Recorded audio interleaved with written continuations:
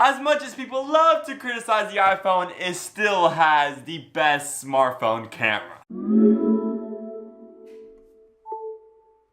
Even though it's October 16th, we are now heading into the midst of winter because the whole United States, except for South Florida, is getting their first cold front, so enjoy those cooler temps if you live in the United States. But today I'm going to talk about how the iPhone XS, the iPhone XS Max, and even the XR coming out in a couple of weeks still has a better overall camera than the Pixel 3. You have to hear me out on this one. Before I get to the specifics on what makes one better than the other, I just want to talk about how all these smartphone cameras are just becoming more and more software updates instead of hardware updates. Yes, both the hardware in the Pixel 3 and the XS got an upgrade on the back. They got a bigger sensor, but other than that, all the features are mainly found within the software. Software is truly improving the camera better than hardware can. Remember, you can only take hardware as far as you develop software and vice versa. Software and hardware have to interplay, and Google does that so well with their camera. Google's Magic HDR found on the Pixel 3, 2, and 1 have it keeping pace with all these latest iPhones, but it doesn't mean it's a better camera, and that completely shows in video. Although the iPhone XS is an overall better camera than the Pixel 3, my gosh, the Pixel 3 produces some amazing results for a smartphone camera.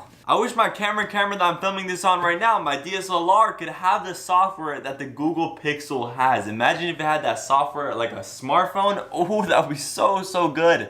The Google Pixel 3 and 3 XL, even with that horrendous notch, don't get me started on that with the notch. And here's just a side note, I never knew you could actually go into the Google settings on the 3 XL and put a double notch. Yes, a double notch. But there are some software features that are software locked only to the Pixel 3 and Pixel 3 XL. This is kinda incentivizing you to upgrade to the latest phone. Apple does the exact same thing, and a bunch of other smartphone carriers does the exact same thing. They make a software specific camera hardware that could be on previous generations, but they don't put it there so you can upgrade to the latest model. There's 3 of those software features and 1 that is hardware, and one of those software features is really cool and it could easily be implemented on the Pixel 2, but yet again, it's not. This feature is called Super Res Zoom, and what this does is that when you zoom in on the Pixel 2, because it doesn't have an optical 2x zoom, so you're gonna kind of lose some quality, but the Pixel 3 versus the Pixel 2, it kind of looks like Google added a second hardware camera, yet they didn't. If you go into the software app on the Pixel 3 and you zoom into that 6 times, and you go to the Pixel 2 app and you zoom in 6 times, the Pixel 3 is going to look better for some weird reason, even though Google didn't change the actual zoom in quality. The reason it looks better, and this is pretty cool, it uses your hand shaking movement to get all the pixels on the outside to get a higher resolution photo. This means when you compare the Pixel 3 zoomed in photo to the Pixel 2 zoomed in photo, the Pixel 3 is going to look more crisper, even though it's the same megapixels. This is just one out of those 3 software features that make you upgrade to the latest model, and this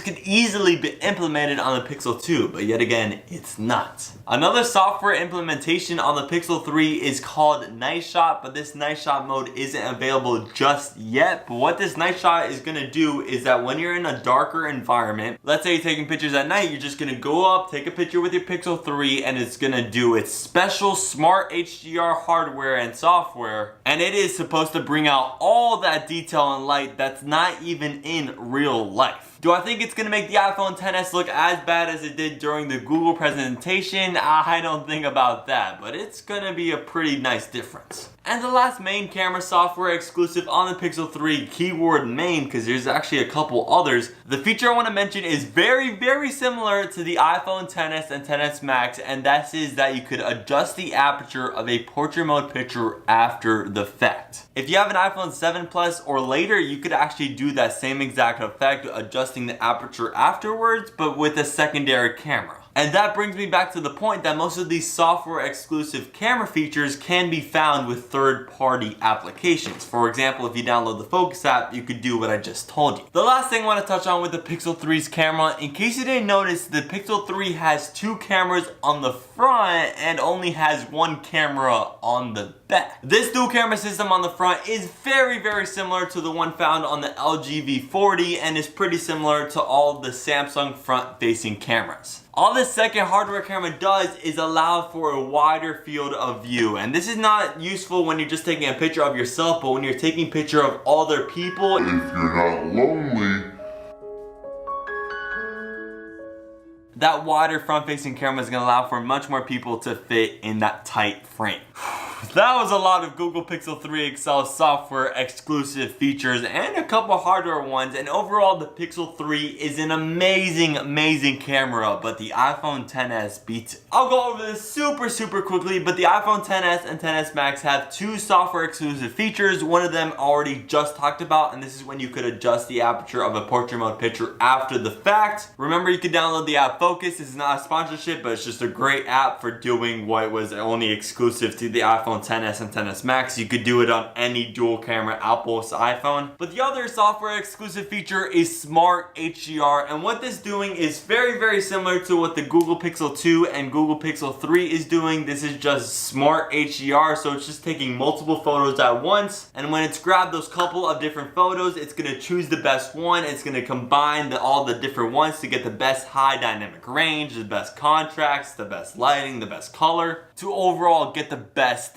image. That's why the Pixel 2 XL was the best smartphone camera for the year, and that's why most people are calling the Pixel 3 the best smartphone camera of the year, but I disagree with that. From just a photo standpoint, the Pixel 3 takes better photos slightly than the iPhone XS, but when it comes to video, the iPhone XS shines compared to the Pixel 3. If you crown a smartphone champion only based off of photos, that doesn't make any sense, because I know a lot of people that take videos every single day with their phone. You may not take video in the Stop application, but you're taking videos in Instagram stories, Snapchat stories.